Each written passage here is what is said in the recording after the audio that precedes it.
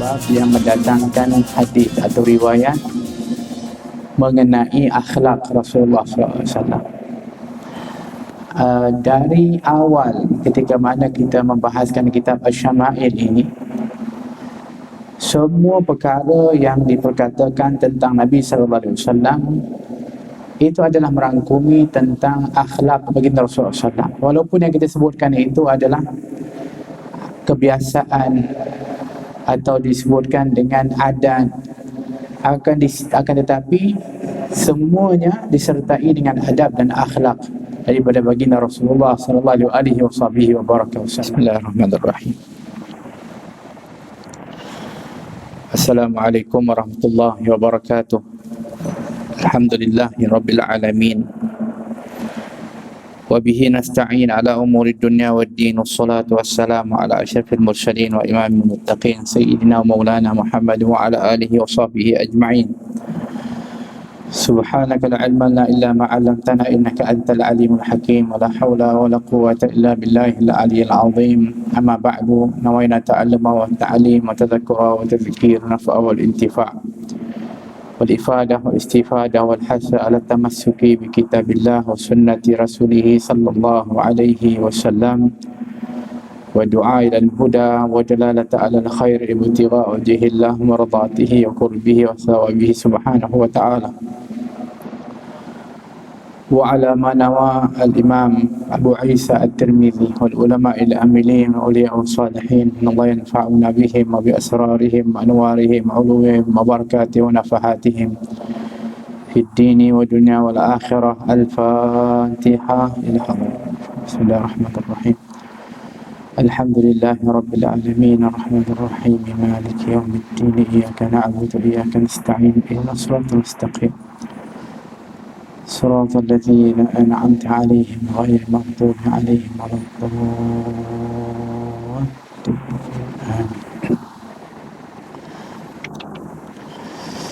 قال رضي الله عنه نفعنا الله بعلومه في دارين آمين رضي الله عنكم إلى أن قال. Kita sampai kepada bab dalam kitab Asy-Syama'il Al-Muhammadiyah, bab ma jaa fi khuluqi Rasulillah sallallahu alaihi wasallam, bab yang mendatangkan hadis atau riwayat mengenai akhlak Rasulullah SAW.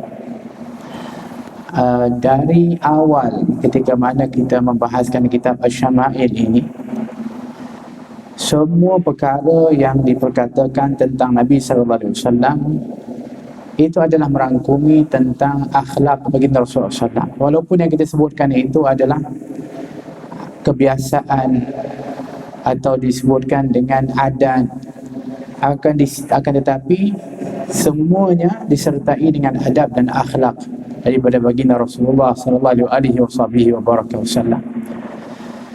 Oleh kerana itu, semua yang disebutkan, baik itu daripada perkara yang dianjurkan oleh Nabi SAW atau yang diajarkan oleh baginda Rasulullah SAW, maupun yang diikrarkan oleh Nabi serta sifat-sifat Nabi SAW, itu semuanya dimaknai dengan sunnah, iaitu daripada sunnah, dan kita dianjurkan untuk mengikuti sunnah dan ittiba' kepada baginda Rasulullah SAW. Dan setiap apa yang dilakukan oleh Nabi, walaupun itu adalah adat kebiasaan, sekiranya niat kita adalah untuk ittiba' kepada baginda Rasulullah SAW, maka ianya akan mendapat pahala sunat dan mendapatkan ganjaran yang besar di sisi Allah SWT. Ittiba' kepada baginda Rasulullah SAW itu bukan hanya mendapatkan pahala, akan tetapi mendapatkan kecintaan dari Allah Subhanahu wa ta'ala. Kan Allah berfirman, "Qul in kuntum tuhibbunallah fattabi'uni yuhibbukumullah."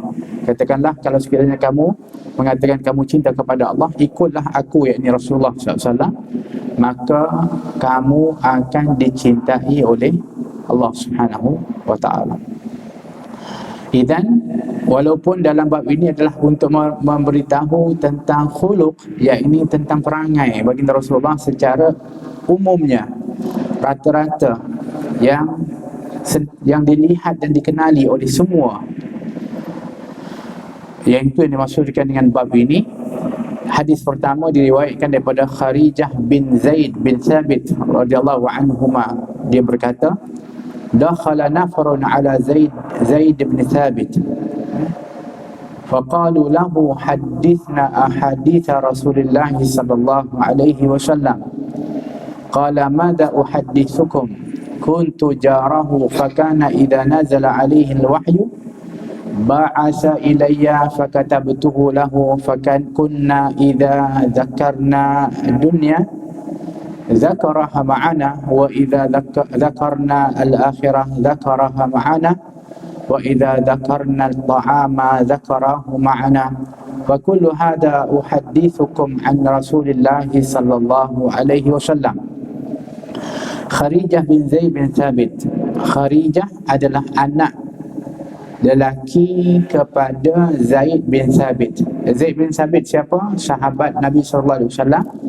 Dan Zaid bin Thabit juga terkenal dengan sahabat Nabi yang sangat berilmu. Maksudnya dia adalah sahabat Nabi SAW, menjadi rujukan kepada para sahabat yang lain kalau sekiranya nak mengetahui tentang perkara-perkara yang berkaitan dengan wahyu dan dengan tentang agama.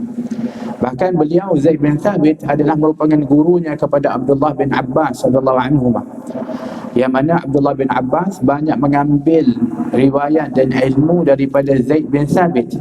Oleh kerana itu terkenal dengan satu kisah ketika mana Ibnu Abbas radhiyallahu anhuma datang ke rumah Zaid bin Thabit untuk belajar. Waktu itu dia sampai ke depan rumah Zaid bin Thabit dan dia tidak ketuk pintu. Kenapa? Kerana menghormati kepada Zaid bin Thabit sebagai gurunya.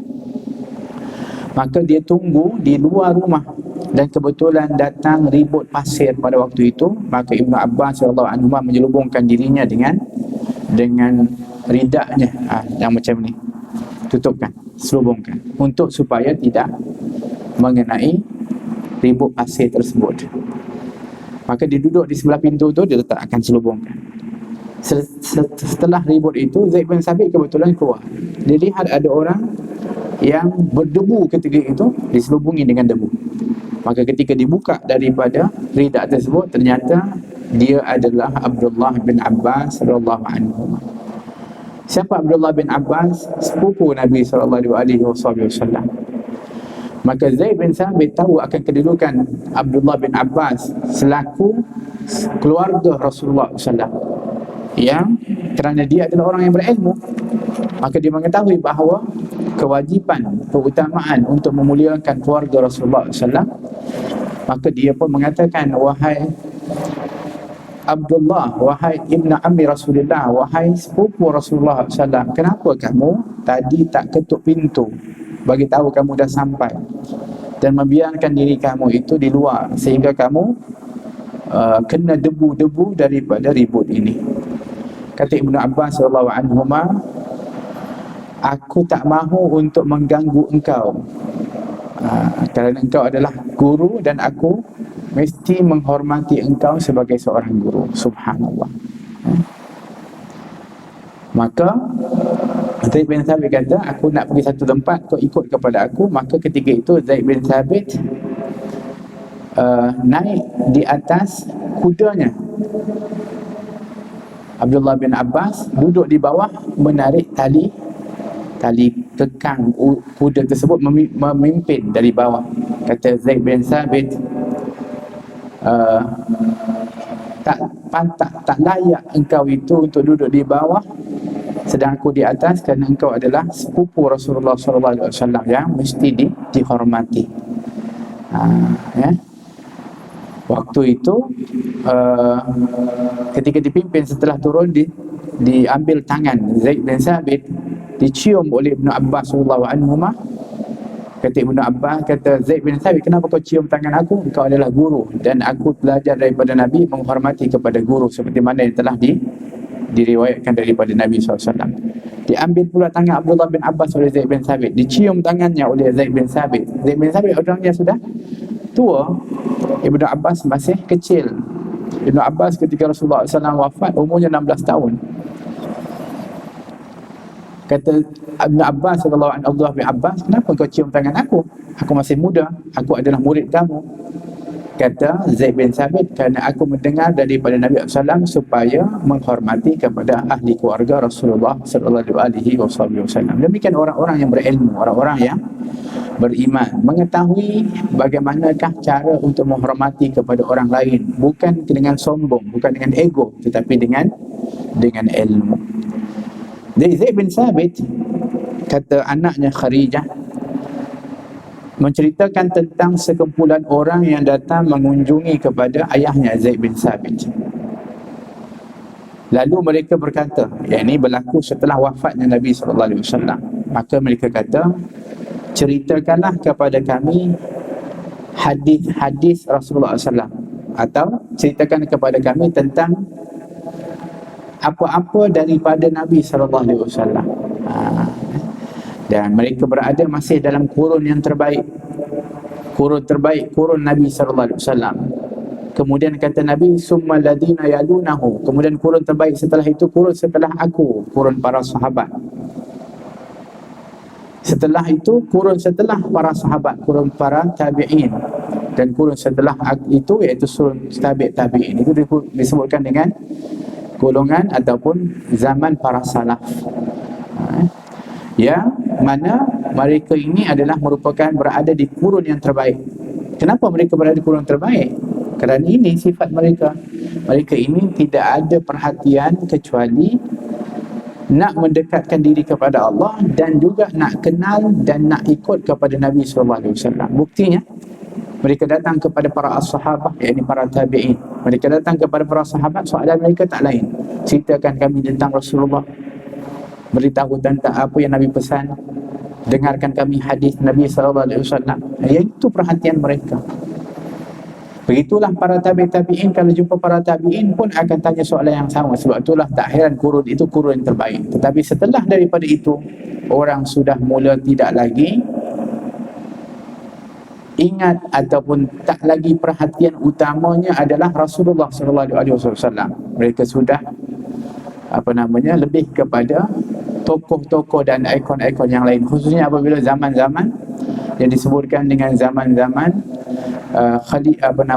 beraja, seperti zaman Bani Umayyah, Abbasiyah, Uthmaniyah, yang banyak mereka akan letakkan keutamaan itu kepada khalifah dan raja-raja mereka. Dah kurang dah nak berbicara tentang Nabi SAW. Oleh kerana itu, pada kurun yang ketiga, iaitu pada 300 Hijrah, atau setelah daripada itu, 300 tahun setelah itu, maka berlakulah peringatan-peringatan tentang Nabi SAW. Baik itu yang disebutkan dengan Maulidul Rasul, peringatan tentang peristiwa-peristiwa. Kenapa? Kerana nak menyemarakkan semula daripada orang awam ini untuk sentiasa mengingati dan juga mengenal kepada Rasulullah SAW. Kerana pada waktu itu kurun bukan kurun yang sebelumnya, yang memang mereka tanpa dibuatkan satu peringatan pun, mereka memang nak mengetahui dan mengenali kepada baginda Rasulullah SAW. Jadi begini, mereka datang kepada para sahabat, tanya, bagaimanakah kisah-kisah cerita tentang Nabi SAW. Maka Zaid ketika mana ditanya seperti itu, dia jawab, apa yang patut aku ceritakan kepada kamu semua? Dia kata, apa yang patut aku ceritakan kepada kamu semua? Dia seperti soalan, tapi dia bukan makna soalan. Dia seperti soalan, apa yang patut aku ceritakan kepada kamu semua? Ya, dia punya dia punya ayatnya itu soalan, tapi bukan soalan. Itu adalah untuk memberitahu tentang hebatnya Nabi SAW. Kalau orang tanya, ceritakan saya tentang tu, kau cerita apa? Maksudnya apa? Terlalu hebat sangat sampai tak tahu nak cerita apa. Macam itulah nak ceritanya tentang hebatnya Nabi kita Muhammad SAW. Sehingga Zaid bin Thabit mengatakan, apa agaknya yang aku nak cerita dengan kamu ni? Tak tahu nak mana nak mula, tak tahu macam mana nak cerita. Sebab apa? Terlalu hebatnya Nabi kita Muhammad SAW. Bahkan Zaid bin Thabit menguatkan lagi tentang keutamaan Nabi SAW, dan bukanlah dia mengagumi dan juga menyatakan tentang kehebatan Rasulullah itu sekadar kita panggil basa-basi ataupun sekadar anggapan, tetapi ini realiti. Sehingga kata Zaid bin Sabit mengatakan, kuntu jarahu fakana idza nazal ali wahyu ba'da ilayya fakatabtuhu lahu. Aku ini adalah orang yang hampir dengan Rasul. Aku ni orang selalu damping dengan Nabi SAW. Itu maksud dia. Jadi kalau nak cakap tentang kehebatan Nabi, memang aku ni tahu sangat, tapi aku tak tahu nak cerita sebab terlalu hebat. Aku selalu berdamping dengan Nabi SAW. Bahkan apabila turunnya wahyu kepada Rasulullah SAW, maka Nabi SAW akan panggil aku, suruh orang panggil aku supaya aku akan tulis wahyu yang turun kepada Nabi SAW. Bermakna Zaid bin Sabit juga salah seorang penulis wahyu. Ada di para kalangan para sahabat yang disebutkan dengan penulis wahyu. Di antaranya Sayyidina Ali, begitu juga Muawiyah, dan juga dari sahabat Sayyidina Uthman bin Affan.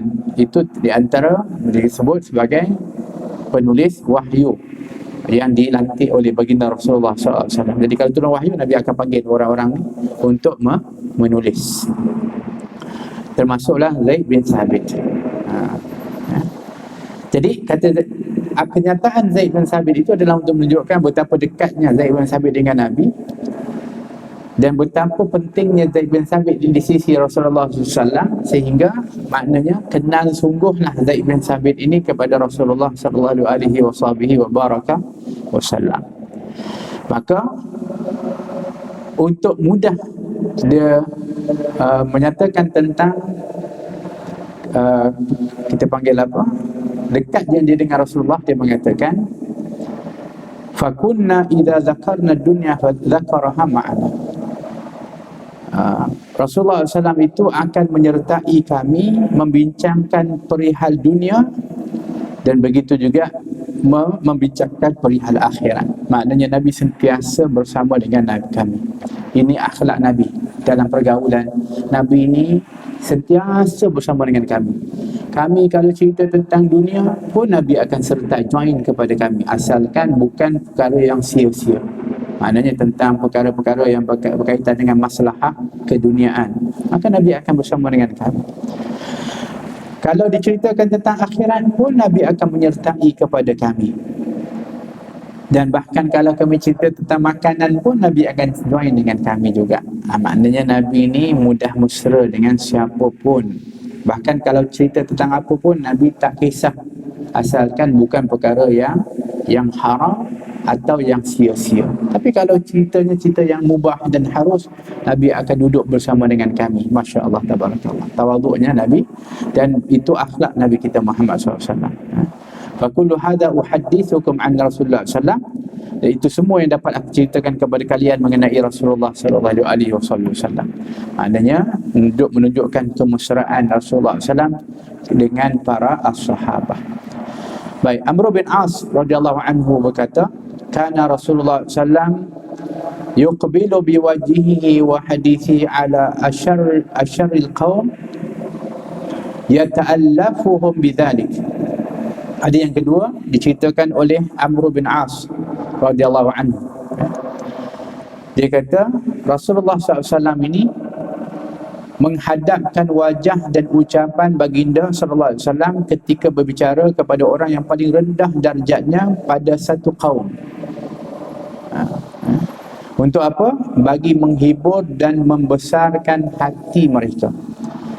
Maknanya Rasulullah SAW, kalau Nabi SAW itu dia bercakap dengan orang, Nabi akan pandang orang yang diajak bercakap oleh Nabi SAW. Tapi kalau orang ramai, semuanya akan mendapatkan pandangan Rasulullah SAW. Semua.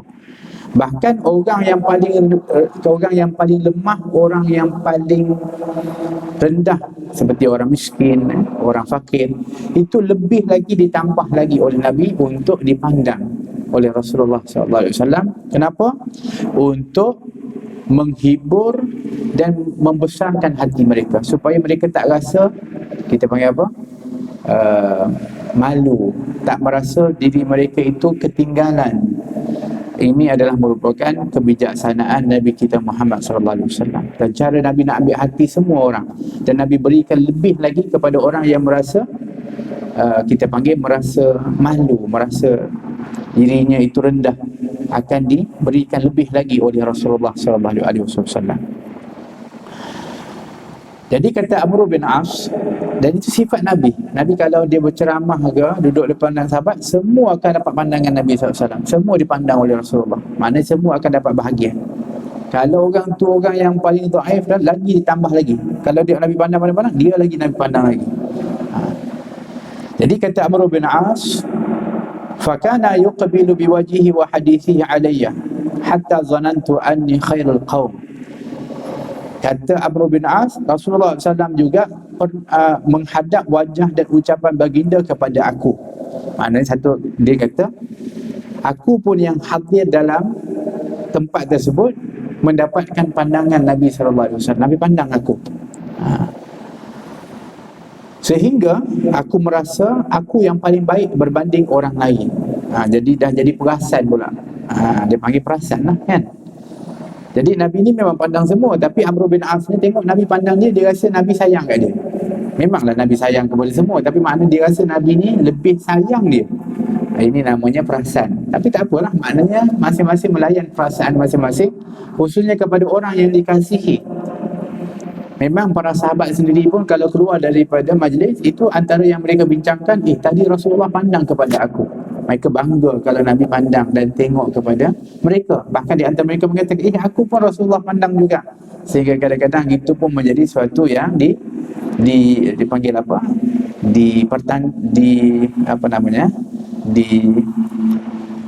Macam nak bergaduh di antara, Nabi pandang aku lah, aku pandang begitu.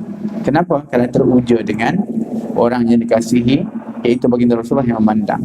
Itu yang berlaku kepada Amr bin As ketika mana duduk di dalam majlis Nabi SAW. Ketika Nabi pandang kepada dia dan dia tengok Nabi pandang kepada dia, merasakan Nabi itu sayang kat dia lebih daripada yang lain. Sehingga fakultu, maka dia pun setelah selesai itu dia jumpa Nabi SAW. Dia jumpa Nabi. Dia kata apa? Ya Rasulullah, ana khairun au Abu Bakrin. Jadi dia pun nak test market lah, pergi jumpa Nabi SAW, confident sangat. Dia kata, ya Rasulullah, adakah aku atau Abu Bakar yang lebih baik? Aku lebih baik ke Abu Bakar lebih baik? Dia tanya macam tu, dia confident sebab Rasulullah tengok dia. Apa jawab Rasulullah SAW? Faqala Abu Bakrin, kata Nabi, Abu Bakar. Allah. Tapi dia tak tak berhenti, dia tanya lagi. Ya Rasulullah, ana khairun au Umar? Ya Rasulullah, aku lebih baik ke Umar? Kata Nabi, faqala Umar, kata Nabi. Ya Allah. Faqultu ya Rasulullah, ana khairun au Uthman? Maka aku tanya lagi, akukah yang lebih baik atau Uthman? Faqala Uthman, kata Nabi, Uthman. Falamma sa'altu Rasulullah SAW fasadaqani wala wadidtu anni lam akun sa'altuhu. Jadi kata Amr bin As, setiap kali aku bertanya kepada Rasulullah SAW, baginda akan menjawab pertanyaan aku dengan jujur. Maknanya dia tanya, saya lebih baik ke Abu Bakar? Rasulullah kata Abu Bakar. Bukan kata Nabi SAW tu nak memperkecilkan Amr bin As, tidak, tapi nak kena jujur. Kalau dah tanya direct macam itu, maka Nabi akan jawab jujur. Kita tahu bahawa Nabi SAW adalah orang yang jujur dan amanah. Silap dia sebab dia tanya. Kalau dia tak tanya, biarlah dia rasa dirinya lebih dikasihi oleh Nabi, biarkan. Tapi dah tanya, Nabi akan jawab dengan jujur. Jadi dia kata, setiap kali aku tanya, Nabi akan jawab dengan jujur. Siapa yang engkau sayang? Aku ke Ali? Nabi akan cakap Ali. Siapa yang kau lebih sayang? Aku ke ataupun Abdurrahman bin Auf. Nabi akan jawab betul-betul, khususnya mereka para sahabat yang utama-utama itu, maka Nabi akan memberitahu. Sehingga kata Amr bin As, sehingga aku merasa menyesal bertanya mengenai hal itu kepada Rasulullah SAW. Menyesal pula aku tanya, dia kata. Kalau aku tahu, biar aku tak tanya, biar aku perasan sendiri sudah. Bukanlah maknanya Amr bin As ini tidak mempunyai kedudukan di sisi Nabi SAW, tidak. Amr bin As adalah sahabat Nabi, dan juga dia adalah mempunyai kedudukan di sisi Rasulullah, tapi kerana dibandingkan dengan sahabat yang lain dan dia tanya kepada Nabi, maka Nabi akan jawab dengan jujur. Yang dia tanya pula sahabat-sahabat utama, Abu Bakar, Umar, Uthman, Ali, memang kan. Jadi bermakna apa yang diambil daripada akhlak Nabi SAW, yang pertama adalah Nabi ini akan kita panggil apa, memberikan tumpuan kepada semua orang dan memberikan pandangannya kepada semua orang, sehingga orang semua akan merasakan kasih sayang dan perhatian daripada Nabi SAW. Itu yang pertama. Yang keduanya ialah Rasulullah SAW akan memberikan lebih lagi perhatian kepada orang-orang yang du'afa, orang-orang yang lemah. Itu akan diberikan lebih lagi oleh Rasulullah SAW. Dan yang ketiganya adalah Nabi adalah akan sentiasa jujur dalam apa keadaan sekalipun. Nabi akan jujur dalam apa keadaan pun. Ketika ditanya, Nabi akan jawab dengan jujur. Dan itulah yang disebutkan dengan kejujuran yang mempunyai nilai yang cukup berharga, yang sepatutnya ada pada kita. Baik, Anas bin Malik radhiyallahu anhu berkata, khadamtu Rasulullah SAW 10 sinin, kama qala li uffin qad wa ma qala li syai'in sana'tuhu lima sana'tah wa la li syai'in taraktuhu lima taraktah wa kana Rasulullah SAW min ahsanin nasi khuluqan wa la masistu kharran khazzan wa la hariran qad wa la syai'an kana alyana min kaffi Rasulullah SAW wa la syamamtu miskan qad wa la itran kana atyaba min araqi Rasulullah SAW. Anas bin Malik radhiyallahu anhu dia kata, aku ni menjadi pembantu Rasulullah SAW selama 10 tahun. Semenjak Nabi pindah daripada hijrah daripada Mekah ke Madinah, sampai di Madinah disambut dengan Tala'al Badr, disambut kemudian masuk ke kota Mekah dengan hadiah-hadiah daripada orang-orang Ansar, orang-orang Madinah. Semua nak beri hadiah kepada Nabi SAW. Maka di antara yang pada waktu itu juga teringin nak beri hadiah kepada Nabi adalah Ummu Sulaim, iaitu ibu kepada Anas bin Malik. Tapi dia orang miskin, tak ada apa-apa. Waktu dia mencari-cari apa yang dia nak beri kepada Rasulullah SAW, dia terpandang anaknya Anas. Pada waktu itu Anas umur 10 tahun. Maka ketika Nabi berjalan sampai kepada dia, dia mengatakan, Rasulullah, aku nak hadiahkan kepada engkau sesuatu. Apa kata Nabi? Ini anak aku Anas. Ambillah dia untuk menjadi khadim, iaitu pembantu engkau, untuk membantu segala urusan engkau, wahai Rasulullah. Ini hadiah aku nak berikan kepada engkau. Diterima hadiah itu oleh Rasulullah SAW. Bukan kerana Nabi nak memperhambakan ataupun nak mengulikan kepada Anas, tapi diterima adalah sebagai penghargaan kepada niat seorang wanita. Bahkan pada waktu itu disebutkan riwayat, Nabi mendoakan kepada Ummu Sulaim dan juga kepada Anas bin Malik dengan kebaikan. Subhanallah. Diterima oleh Rasulullah SAW.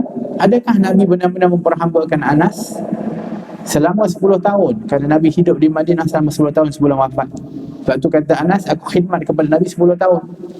Apa yang berlaku dalam 10 tahun itu?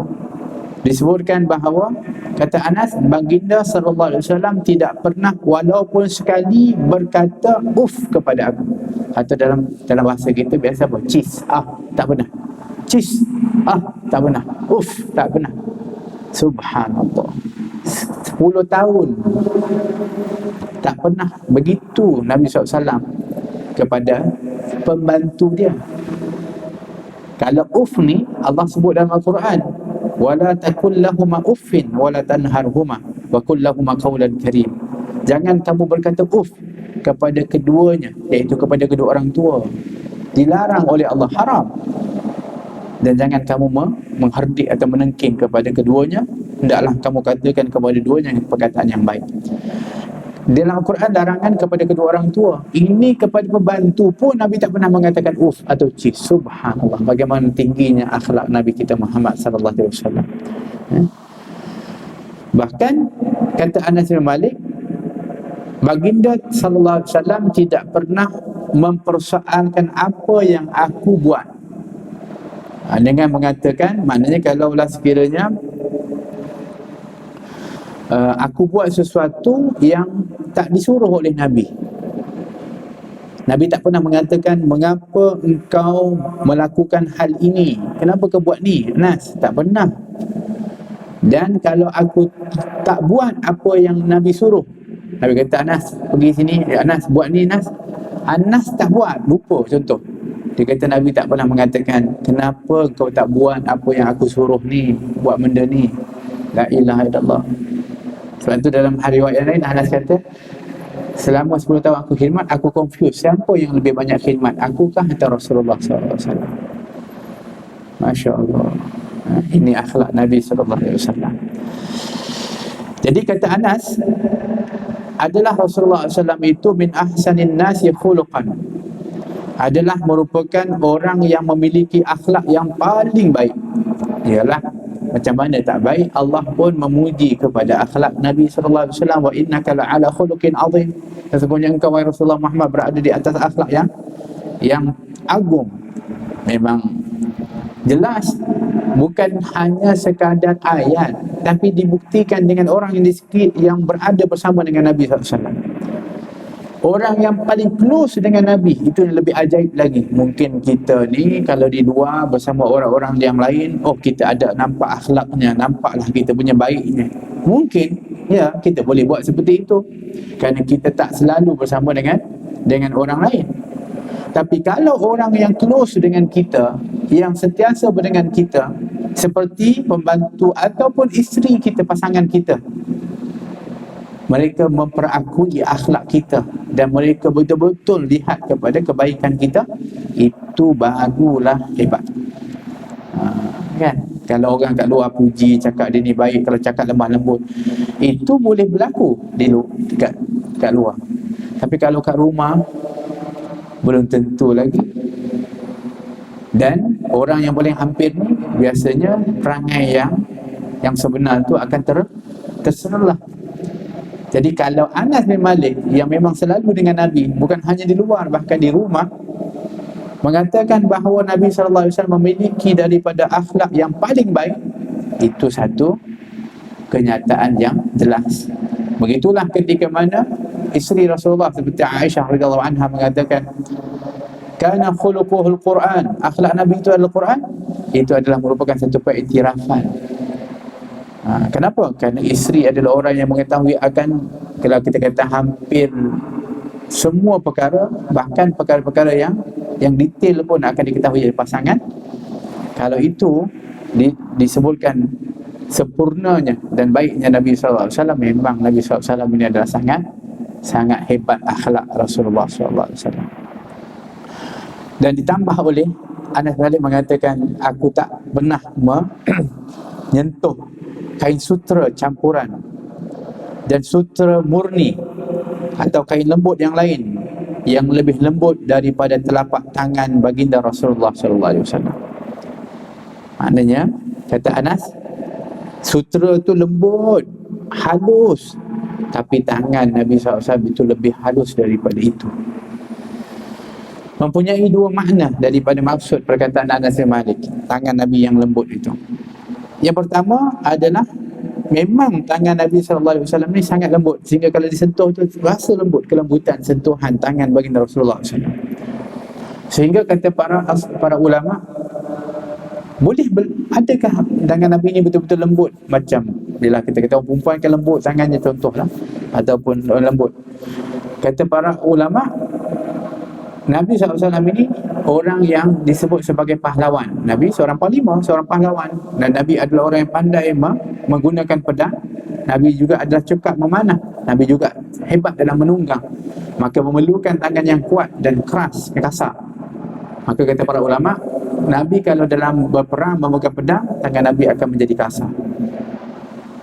Tapi kalau sekiranya bersalaman, menyentuh kepada orang itu akan berubah menjadi lembut. Itu satu. Tapi makna juga dari perkataan daripada Anas bin Malik bahawa tangan Nabi adalah lebih lembut dari sutera adalah untuk menunjukkan Nabi ini tak pernah memukul kepada sesiapa, menyakiti kepada sesiapa. Nabi tak pernah menyakiti kepada siapa pun, kecuali ketika berjihad fisabilillah. Itu pun disebutkan Nabi SAW mengenai pendekatan tidak bertindak kecuali kalau sampai kepada satu tahap yang perlu. Kerana Nabi SAW adalah orang yang paling pengasih. Nabi adalah yang disebutkan sangat, kita panggil penyayang baginda Rasulullah SAW. Itu satu. Kemudian wala syamamtu miskan qad wala itran kana atyaba min araqi Rasulullah SAW, dan aku tidak pernah mencium minyak misk atau minyak kasturi atau minyak wangi yang lain yang lebih harum daripada keringat atau peluh Rasulullah SAW. Jadi memang Nabi ni tubuh badan dia wangi betul, sebab peluh Nabi ni memang wangi. Dan tak ada minyak wangi yang boleh menandingi wanginya daripada tubuh dan peluh Nabi SAW. Nabi kalau duduk kat sini dan Nabi tinggalkan tempat ni akan lekat bau Nabi SAW. Kalau orang lalu, oh ini Rasulullah pernah. Kalau Nabi lalu kat lorong, orang lepas tu lalu, tadi Rasulullah pernah lalu kat sini ni. Sebab bau Nabi tu masih ada.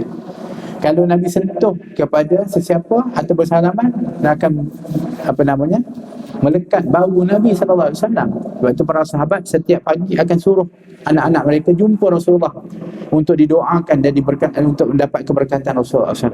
Jadi kalau kanak-kanak dia datang kepada Rasulullah, Nabi akan usap kepala mereka. Balik ke rumah, ibu ayah mereka akan cium kepala anak mereka.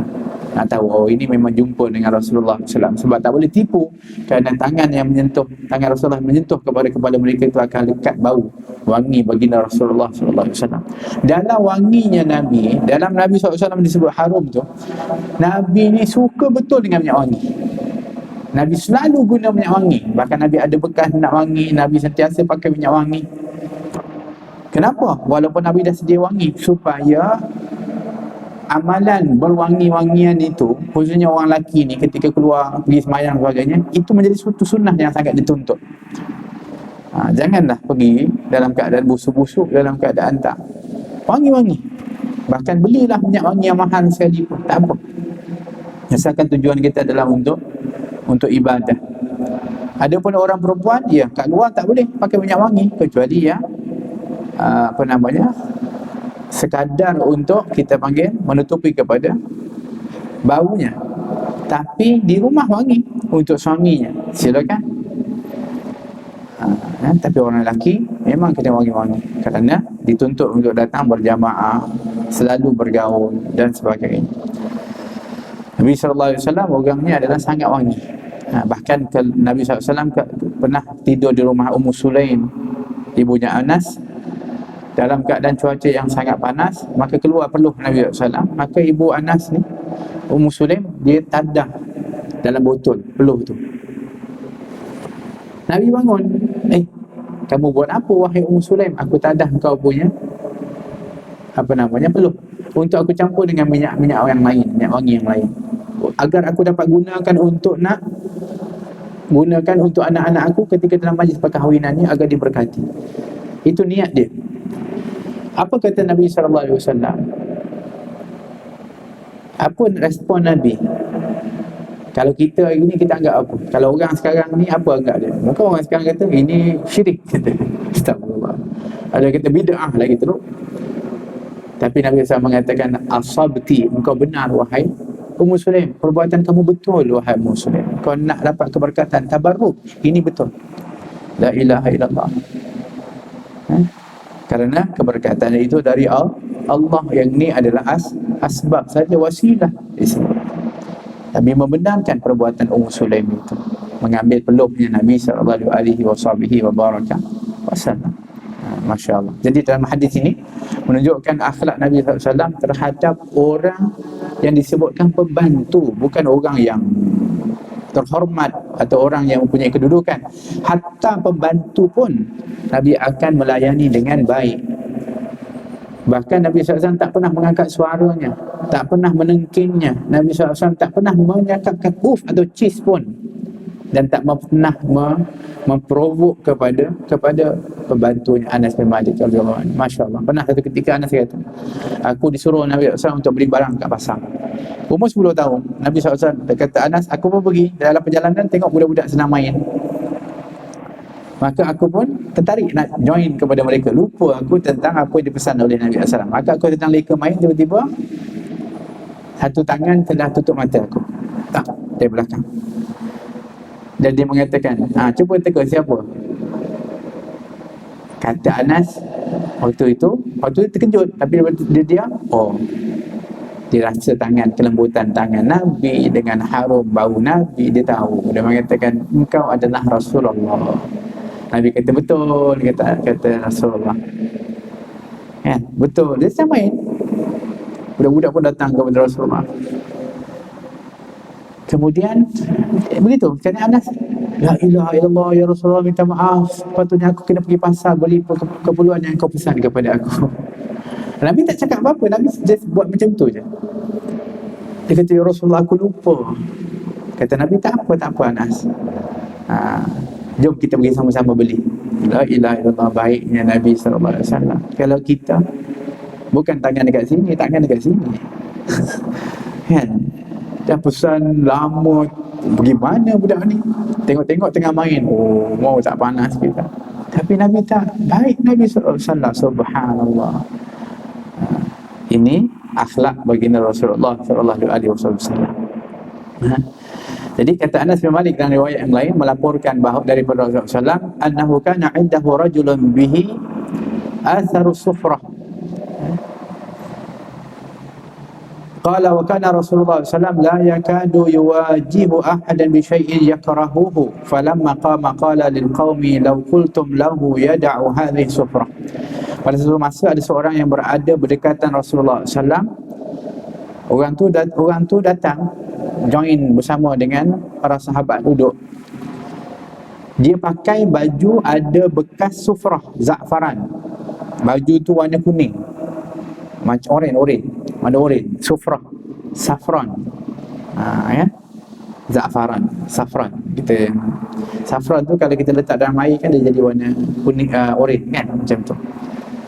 Jadi memang ada larangan dalam hadis. Nabi SAW melarang dicelup baju itu dengan za'faran. Itu makruh. Diwarnakan dengan za'faran. Itu makruh hukum.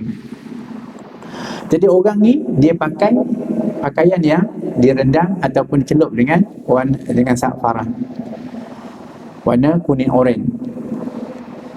Namun Rasulullah SAW hampir tidak pernah mengajak bicara seorang ataupun menegur dengan ungkapan yang tidak disukai orang yang berkaitan. Maknanya Nabi ni, memang Nabi SAW larang, tapi orang dia buat satu larangan, tapi walaupun dia tak haram lah, tapi makruh. Tapi Nabi SAW tidak menegur direct pada waktu itu.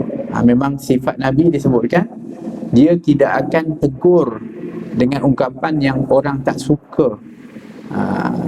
Jadi Nabi SAW pada waktu tu Nabi diam lah. Nabi cerita part lain. Apabila orang tu bangun, tinggalkan majlis itu, baru Nabi kata kepada para sahabat, adalah lebih baik sekiranya kamu semua dapat memberitahu kepada orang tadi supaya tidak menggunakan celupan safran. Maknanya kalau tidak, dengan Nabi bertegur, Fulan, kamu jangan pakai pakaian ada celupan safran ni. Tapi Nabi tak cakap sebab apa? Pertama, kerana itu sifat Nabi. Nabi tak suka memalukan kepada orang lain. Khususnya orang ni mungkin orang baru memeluk kepada Islam, dan orang yang tak dikenali dengan lebih rapat oleh Nabi SAW, sehingga Nabi bimbang akan menyinggung kepada hati dan cepat terasa. Maka Nabi tak tegur pada waktu itu. Tapi setelah orang pergi, dia kata ada lebih baik kalau ada orang pergi jumpa dia, cakap dengan dia bahawa jangan pakai pakaian yang ada celupan safran. Ini akhlak Nabi kita Muhammad SAW. Kenapa? Kerana kalau kita menegur di tengah-tengah orang, itu tak dinamakan nasihat. Kata Al-Fudayl bin Iyad, kalau kamu tegur orang itu, kamu nak nasihat orang, nasihat itu adalah apabila kamu nasihat secara sembunyi-sembunyi bukan di depan orang ramai. Tapi apabila kamu menegur dia di tengah-tengah orang ramai, maka itu bukan nama nasihat lagi, tetapi memalukan orang tersebut. Jadi Nabi SAW tak suka memalukan orang di tengah-tengah orang ramai. Bahkan Nabi ini selalu mencari jalan bagaimana orang tak malu apabila bersama dengan orang lain. Itu sifat akhlak Rasulullah SAW.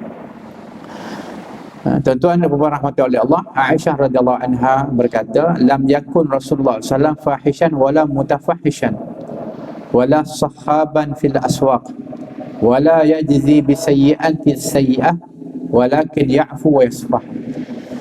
Kata Aisyah, Rasulullah SAW bukan seorang yang bersifat keji dan tidak pernah bersikap keji. Fahishan wa mutafahishan.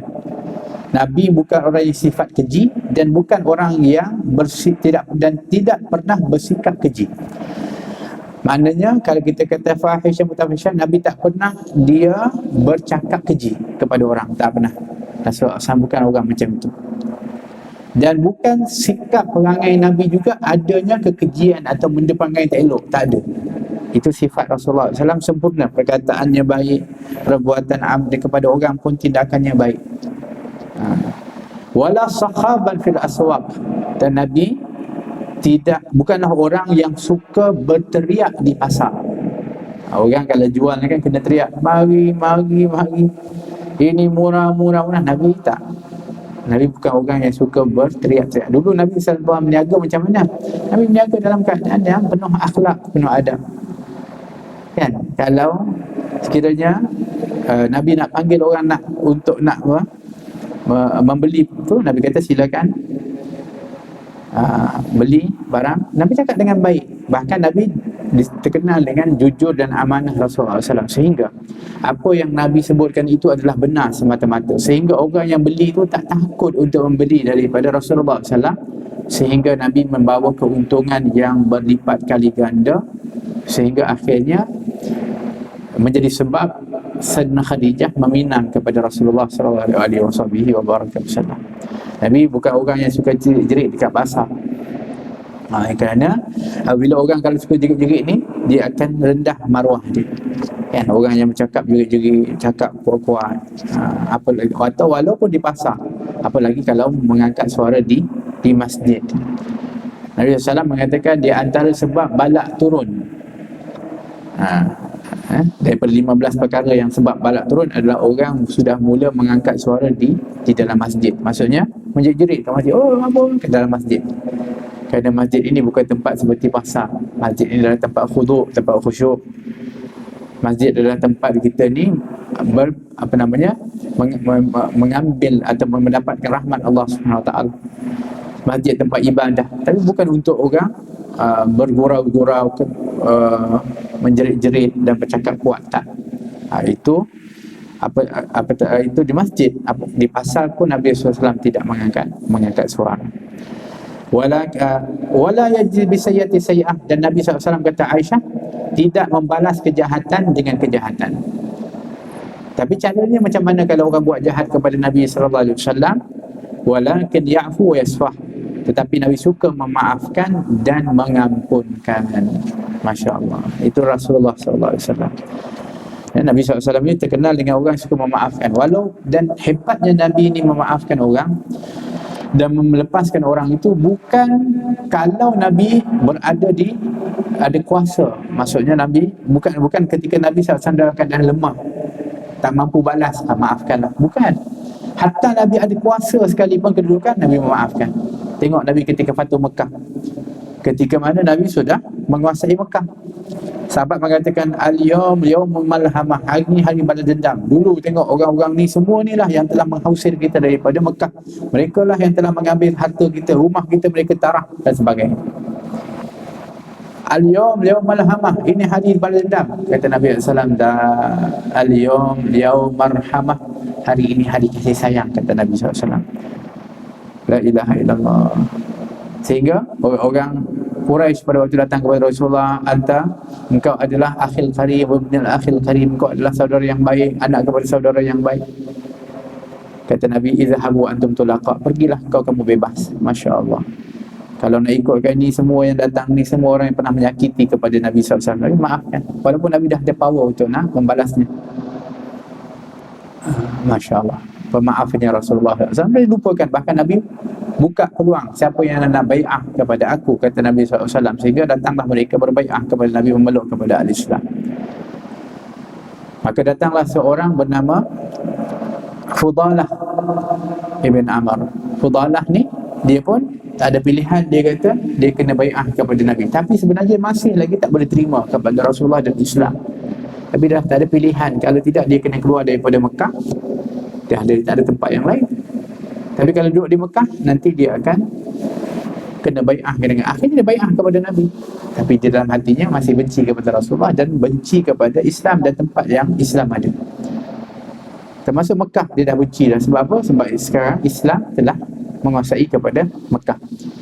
Maka disebutkan riwayat, pada waktu itu, setelah itu Nabi pun tawaf. Dia tawaf bersama dengan Nabi, tapi rupanya dia ada niat nak membunuh kepada Rasulullah. Dia letak pisau dekat dia dalam tu. So Rasulullah tawaf, dia tawaf di belakang Nabi SAW. Dia perhatikan supaya ada peluang, dia akan keluarkan pisau dan akan bunuh kepada Rasulullah SAW. Apa niat dia? Nak bunuh kepada Nabi. So Nabi tawaf, dia duduk belakang, tengok ada sahabat, ada orang, sampai ke satu sudut di kawasan yang tu, tengok sunyi, tak ada orang. So dalam hati dia, ini waktu yang tepat untuk aku keluarkan pisau dan menikam dan membunuh kepada Muhammad SAW. Waktu tu Nabi berhenti tawaf sekejap, berhenti sekejap. Nabi tolehkan Fudalah, ya Fudalah, apa yang kamu cakap dalam hati kamu? Nabi kata gitu. Terkejut dia. Dia kata apa? Zikrullah ya Rasulullah, aku berzikir kepada Allah. Dia tipu. Rasulullah senyum. Rasulullah jalan lagi, tawaf, sambung tawaf sampai tempat sunyi yang tak ada lengang. Dalam hati Fudalah kata, ini saat yang paling tepat untuk aku nak keluarkan pisau dan tikam kepada Muhammad SAW. Nabi berhenti. Dia berkata, Fudalah, apa yang kamu kata dalam hati kamu tu? Dia kata, tak ada, aku berzikir kepada Allah ya Rasulullah. Nabi SAW senyum, jalan lagi. Kali ketiga pun begitu juga.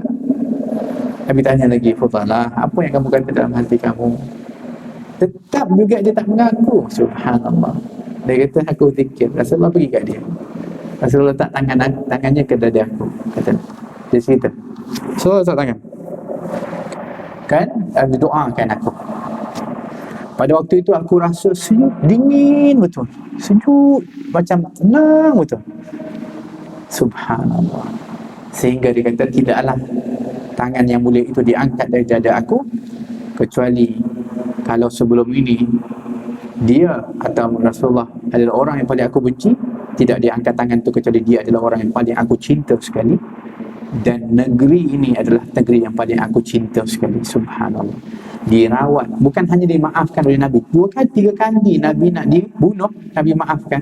Tak cukup dengan maafkan, Nabi doakan, dan Nabi rawat hatinya yang mempunyai niat yang tak baik itu, didoakan oleh Nabi SAW. Subhanallah, punya baiknya Rasulullah SAW, orang yang nak bunuh dia. Sehingga Fudalah menjadi sahabat yang baik setelah itu, bahkan orang yang membela kepada Islam. Masya Allah, tabarakallah. Itu adalah merupakan akhlak Nabi kita Muhammad sallallahu alaihi wasallam. Jadi sedikit beberapa hadis yang kita bacakan pada pagi ini mengenai beberapa akhlak Nabi kita Muhammad SAW yang mudah-mudahan dapat untuk kita contohi. Dan di antara yang mencabar daripada itu adalah untuk sentiasa berkata baik kepada siapa pun, hatta kepada orang-orang yang mungkin rendah kedudukannya. Itu adalah akhlak yang terpuji. Termasuk juga membalas kebaikan dengan kebaikan dan tidak membalas kejahatan dengan kejahatan, serta memaafkan orang lain. Itu adalah merupakan satu yang sangat mencabar, khususnya pada zaman-zaman ini, kerana memaafkan orang lain ini adalah sesuatu yang memerlukan kepada kekuatan iman, ataupun kita panggil jiwa seseorang itu. Jadi mudah-mudahan dengan kita membaca tentang akhlak Nabi SAW, mudah-mudahan ianya memberikan kekuatan kepada kita untuk mengikuti kepada Rasulullah SAW dan mudah-mudahan Allah SWT memberkati kita dengan ilmu serta memberikan kita manfaat dengan amal. Dan kita berdoa kepada Allah Subhanahu Wa Taala, mudah-mudahan Allah Subhanahu Wa Taala menjadikan kita orang yang sentiasa ittiba kepada Nabi sallallahu alaihi wasallam, zahiran wa batinan fi afati wa salamatin bi rahmatika ya arhamar rahimin. Rabbana atina fid dunya hasanah fil akhirati hasanah wa qina adzabannar. Wa sallallahu ala sayyidina Muhammad wa ala alihi wa sahbihi wasallam. Walhamdulillahi rabbil alamin wal afu minkum. Wassalamu alaikum warahmatullahi wabarakatuh.